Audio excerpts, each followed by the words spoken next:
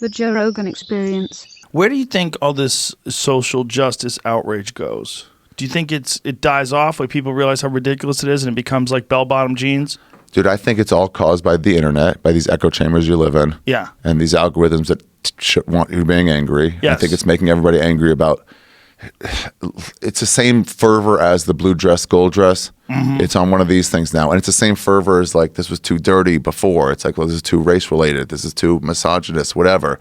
It's just like people turning on each other on a level of like, why? You guys would sit next to each other at a ball game and have a good time.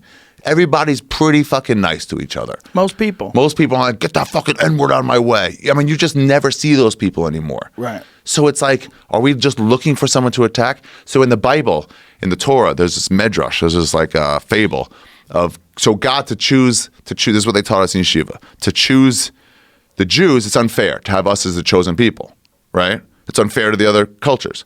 So there's this fable that says God tried every other culture, let them live their entire existence, and then they died out, they killed each other off, never got to the Messiah age, and then died out. So one time he picked the Christians, one time he picked the Chinese, one time he picked the fucking Norwegians, one time he picked the Germans as his like, this is my race, right? And every time it didn't work out.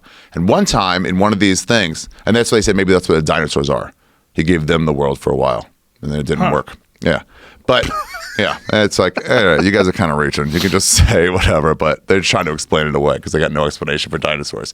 But anyway, what they said, it used to be where crops just grew and animals were just abundant and no one had to toil. And so the mankind would toil and then didn't have to. Everything just grew, right? So they would think that maybe this would be easier and everybody would be nicer.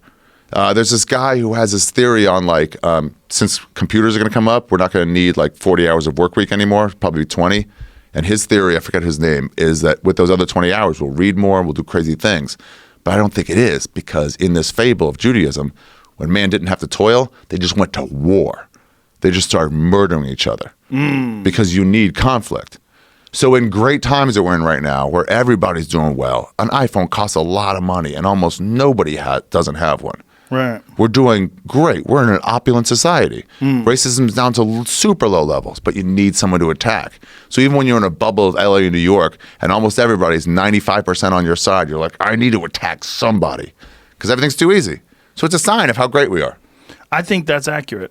I think that's definitely what's going on, and that there's not real problems like real war, or real like hard crime and violence in the streets.